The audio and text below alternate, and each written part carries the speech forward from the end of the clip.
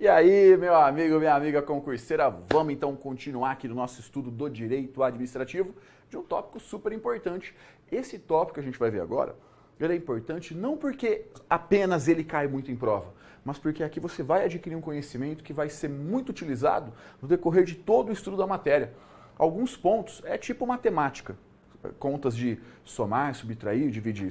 Caso você tenha que saber fazer isso, mas se você não souber fazer isso, não sabe fazer operações mais complexas. É mais ou menos a mesma coisa. Aqui a gente vai aprender alguns conceitos que se você não souber bem, lá na frente faz falta. Mas é tudo coisa fácil, é tudo coisa tranquila. Vem com o tio que vai ser um sucesso. Olha só, vamos falar aí dos órgãos públicos. O que são órgãos públicos, Thales?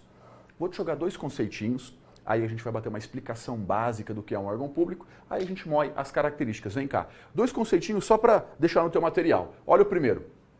Órgão público é uma distribuição interna das competências de uma pessoa jurídica que pode ser da administração direta ou indireta. O órgão público, ele não é um ente por si só que existe sozinho. Igual, por exemplo, a gente já estudou a organização da administração pública. Aí nós temos a direta e a indireta. Por exemplo, a União e uma autarquia, o INSS. Eles existem separados, cada um tem vida própria. O órgão público não, ele não tem, entre aspas, vida própria. Ele existe dentro de uma pessoa jurídica. Ele é uma divisão interna de uma pessoa jurídica. Olha só, então o órgão público já fica bem pegado nesse conceito. É uma distribuição interna das competências. Um outro conceitinho também que cabe bem aqui é o seguinte: o órgão público é um centro despersonalizado de competências e de agentes. Por que despersonalizado, Thales? Não precisa anotar que está lá no esquema, mas você vai ver que o órgão público ele não possui personalidade jurídica. Ele é um ente despersonalizado, ele não tem personalidade jurídica. Nós pegamos e reunimos algumas competências, alguns agentes e temos um órgão público. Então olha só, vem cá, vamos trabalhar um exemplo. Eu vou fazer primeiro um exemplo mais simples, depois eu faço outro um pouquinho mais elaborado. Ó, imagina aqui a União, beleza? A União é uma pessoa jurídica, ok? Show de bola, é a União, uma pessoa jurídica. Dentro dessa pessoa jurídica, nós temos divisões internas das suas competências. Claro que eu estou fazendo uma divisão mínima, mas a gente tem, por exemplo, ó, a PF, a PRF, nós temos a Receita Federal, nós temos um Tribunal Regional Federal, nós temos aqui o Ministério Público da União, e assim vai. E assim vai. Pode colocar um TRT aqui também, ó. Claro que essa divisão que eu fiz ela é mínima, essa divisão é muito maior, mas o que a gente está olhando que são todos exemplos de órgãos públicos? Aqui é uma divisão interna da competência. O órgão público é diferente, por exemplo, ó, de uma autarquia. Olha só, aqui ó, seria uma autarquia, como por exemplo o INSS. Esse ente da indireta, ele possui personalidade jurídica. Ele existe sozinho, ele tem vida própria. O órgão ele está dentro da pessoa jurídica. Então o órgão público ele é uma mera divisão interna das competências de uma pessoa jurídica. E essa divisão interna das competências, que é o órgão público, pode ser feito tanto no âmbito da administração direta quanto da indireta. A autarquia também poderia criar os seus próprios órgãos. Então, ele não possui personalidade jurídica, ele está dentro de uma pessoa jurídica. Pronto. Essa é uma divisãozinha bem básica para entender o que é um órgão público. Isso aqui ocorre em todos os entes da administração pública. Olha só, nós temos aqui a administração pública. A administração pública é dividida em administração pública direta e indireta.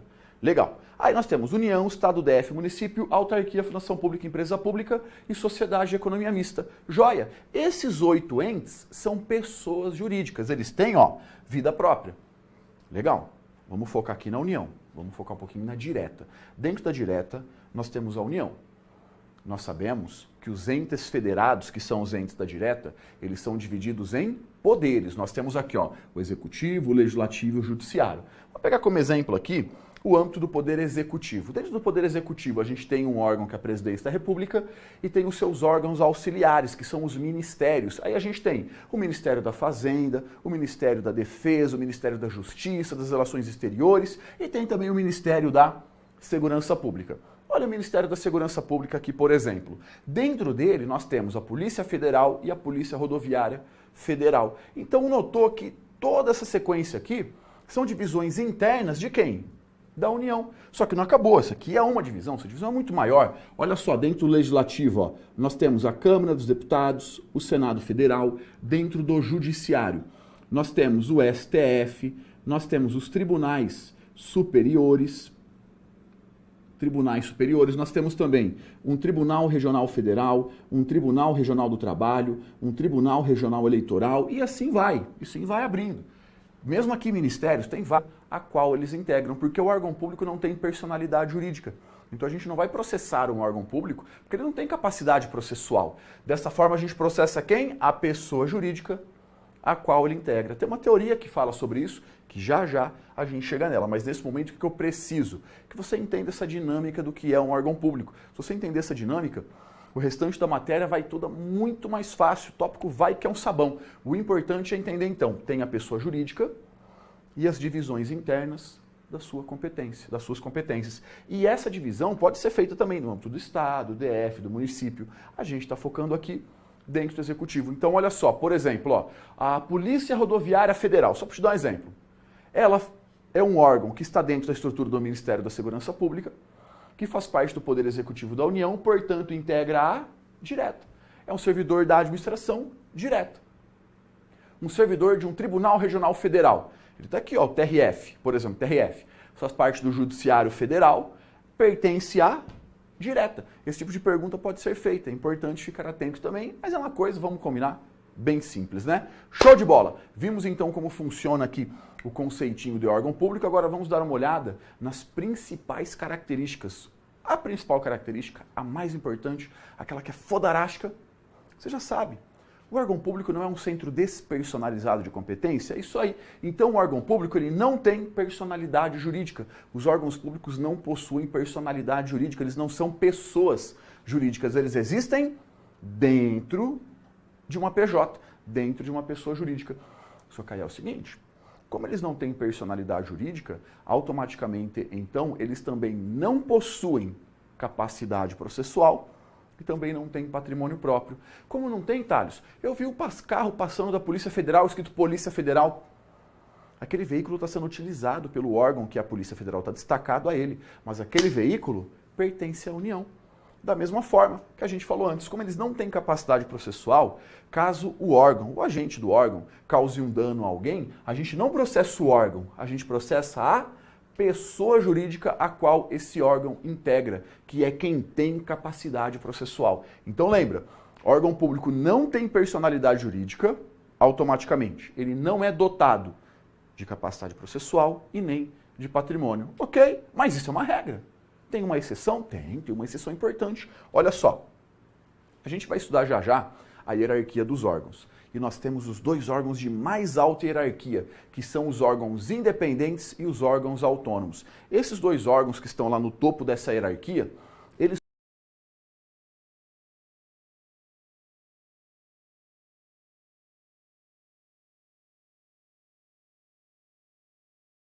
então, se a questão fala para você que órgão público não tem capacidade processual, tal, beleza, é a regra. Agora, se falar que jamais um órgão público poderá se valer de uma medida do órgão público, tem muito a ver com o conceito. Mas olha outras características importantes, ó.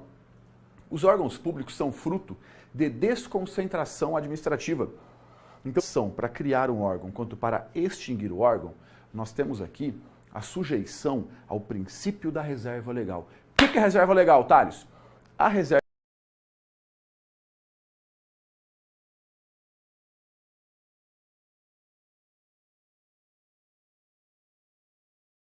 não pode, por exemplo, por um decreto, não pode por um ato administrativo, tem que ser lei. Cuidado se o banco falar decreto, está errado. Ô Thales, Ministério de Segurança Pública, por exemplo, eu estou ligado que foi criado por medida provisória. Aí tem processo, conversão em lei e tal. Ah, mas é o seguinte, né? A medida provisória está lá no artigo 84 da CF, que é uma atribuição do presidente da República, que ele tem então para editar medida provisória com força de lei.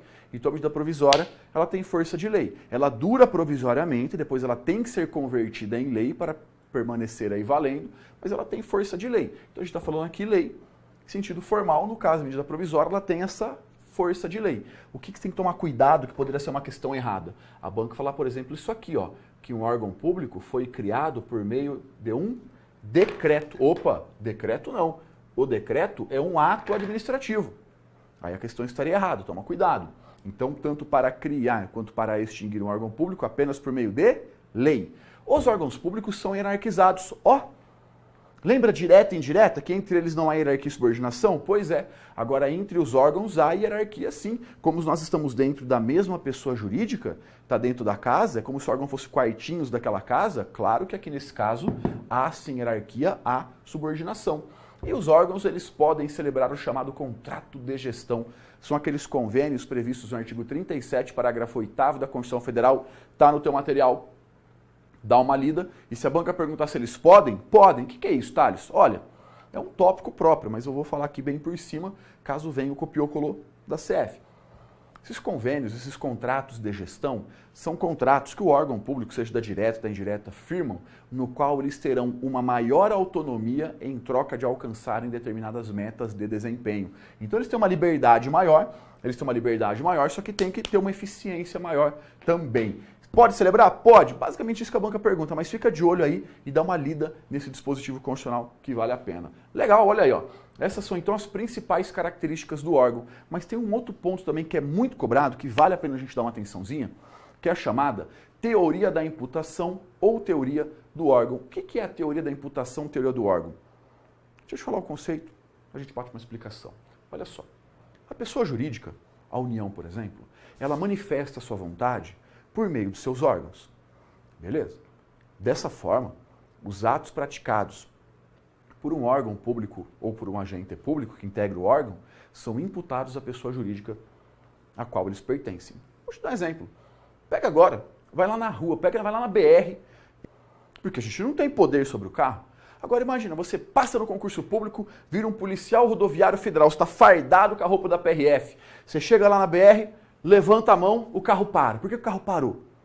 Quando você tomou posse no cargo público, você foi investido dos poderes do magneto, você para o carro com o poder da mente, por que você para? É como se fosse a própria PRF levantando a mão. É como se fosse a União. Dessa forma, quem dá esse poder para o agente público é a pessoa jurídica. Só que aí, o que o agente público fizer com esse poder é a pessoa jurídica que responde. Então, olha só. Os atos que os agentes e os órgãos públicos praticarem são imputados à própria pessoa jurídica. Se esse PRF fizer algo errado, a União não pode falar, não tem nada a ver com esse cara. Claro que ela tem, foi ela, RG, CPF, tua família não vai celebrar o Natal com a tua mão, é com você continua sendo você. Mas e se perder a cabeça? Professor, se perder a cabeça é meio esquisito. Pois é. E dentro aqui da pessoa jurídica, nós temos os membros que a movimentam. Por exemplo, os bracinhos, as perninhas, as mãozinhas e os pezinhos. Teríamos aqui a Polícia Federal, a Polícia Rodoviária Federal, a Receita Federal, um Tribunal Regional Federal. Mas é um bonequinho com milhares de mãozinhas e perninhas e tal. E dentro aqui desses órgãos, teríamos os dedinhos, que poderiam ser, por assim dizer, os agentes públicos. Imagina, chega lá com o dedo, enfia o dedo no olho de alguém. A pessoa fala, vou te processar. Eu? Eu não, foi o dedo que entrou no seu olho, não fui eu. Cara, não dá para falar isso. Porque o que o dedo faz é como se fosse a própria mão que fez, que é como se fosse a própria pessoa que fez. Imagina, chega lá e mete uma bula.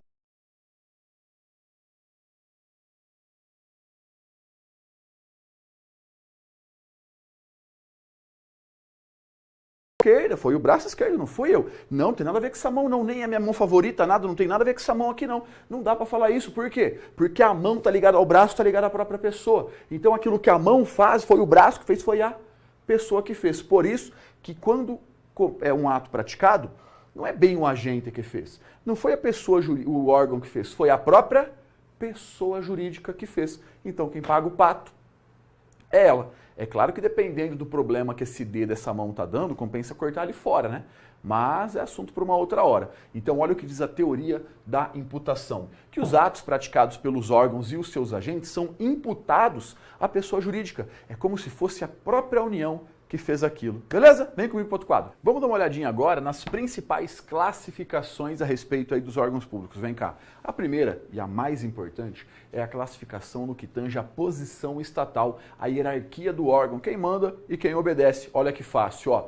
Nós temos a seguinte hierarquia: órgão independente, autônomo, superior e subalterno. Dá para sacar pelo próprio desenho que eu fiz que o órgão aqui de mais alta hierarquia é um órgão independente. Logo abaixo nós temos o órgão autônomo, um degrau degrauzinho abaixo, o superior, e lá no final, o último que fala, o primeiro que apanha, o órgão subalterno. Vamos ver um pouquinho de cada um, aí eu te dou uma dica para memorizar isso aqui. Olha só, os órgãos independentes. Bom, nós já vimos que são os órgãos de mais alta hierarquia. Eles estão na ponta daquela hierarquia. Eles não estão subordinados a nenhum outro órgão. Na verdade, os outros que estão subordinados a ele. São órgãos, então, que têm ali realmente esse comando maior. São órgãos que estão previstos na própria CF. São órgãos, tá no nome, né, cara? Independentes.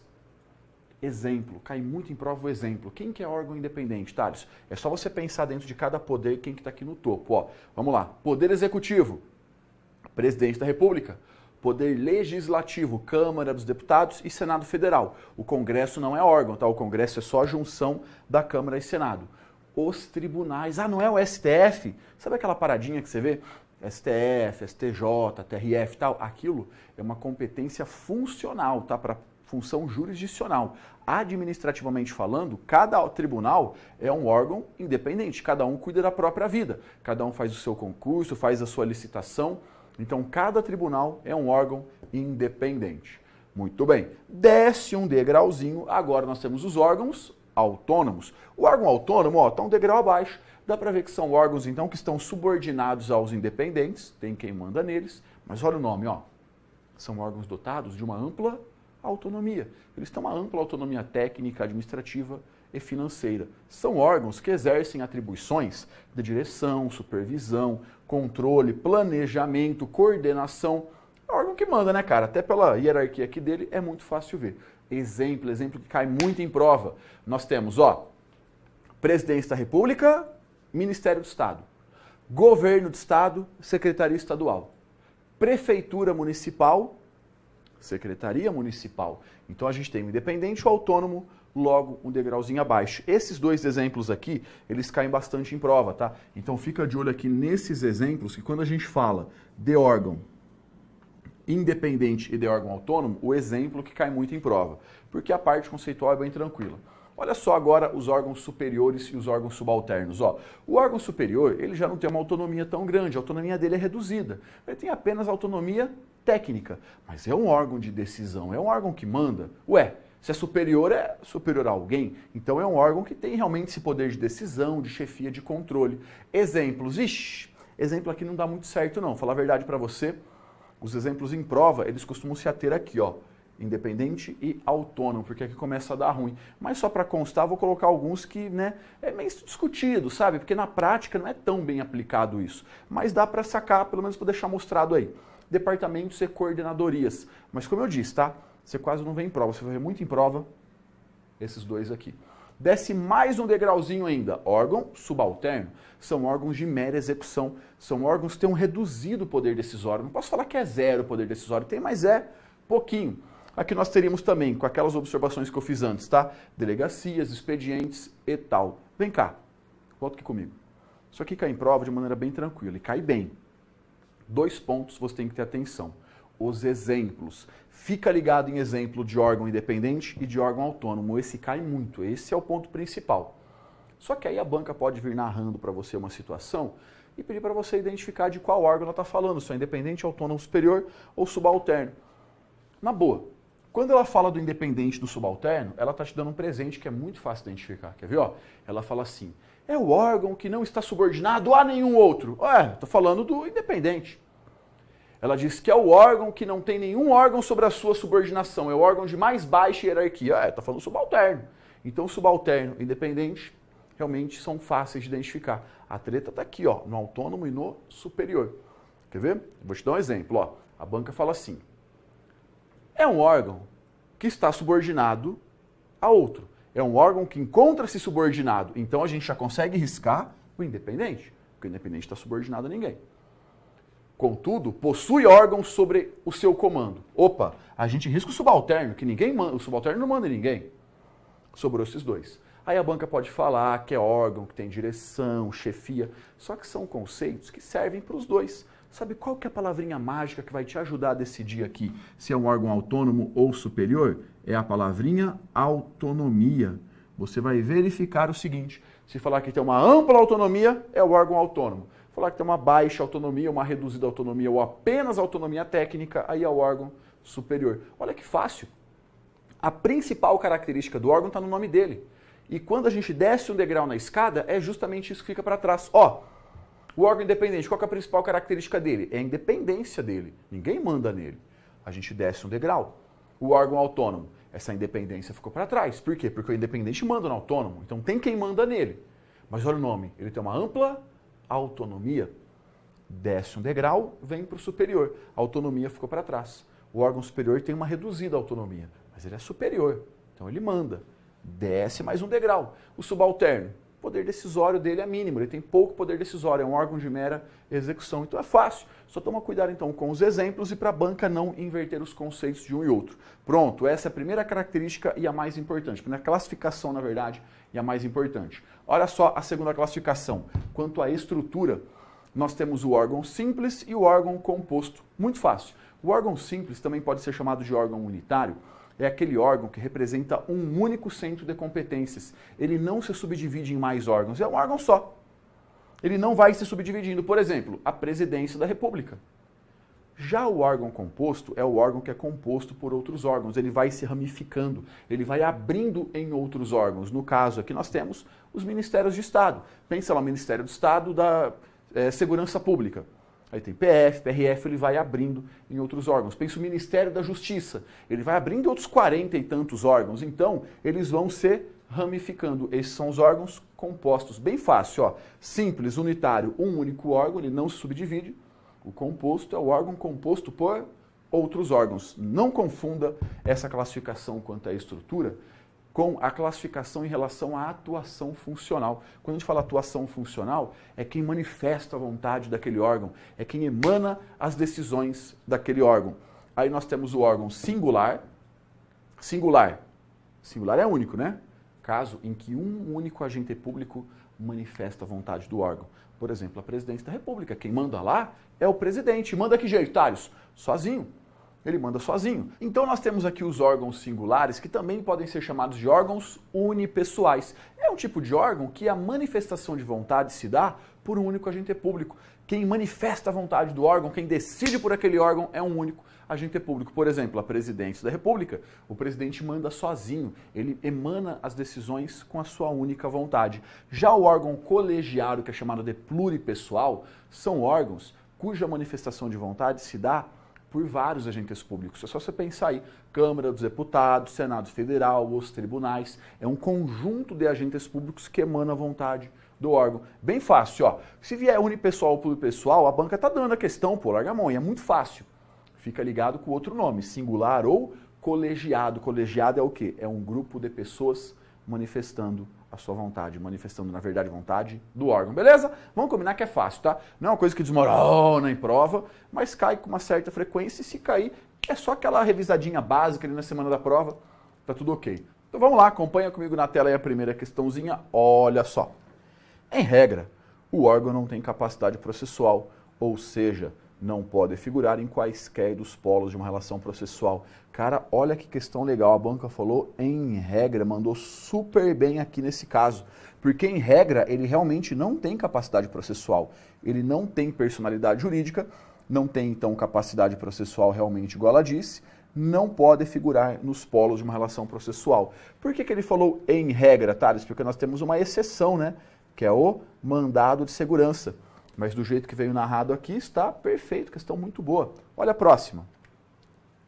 Os órgãos públicos não podem ser acionados judicialmente para responder por danos causados por seus agentes públicos a particulares. Eles não podem? Não podem mesmo. Por que, Thales? Quem é acionado judicialmente não é o órgão, é a pessoa jurídica que esse órgão integrar. Então, quem é acionado realmente não é o órgão, é a pessoa jurídica a qual esse órgão integra. Questão correta. Próxima. A atuação do órgão público é imputada à pessoa jurídica a que esse órgão pertence. É isso aí, questão correta.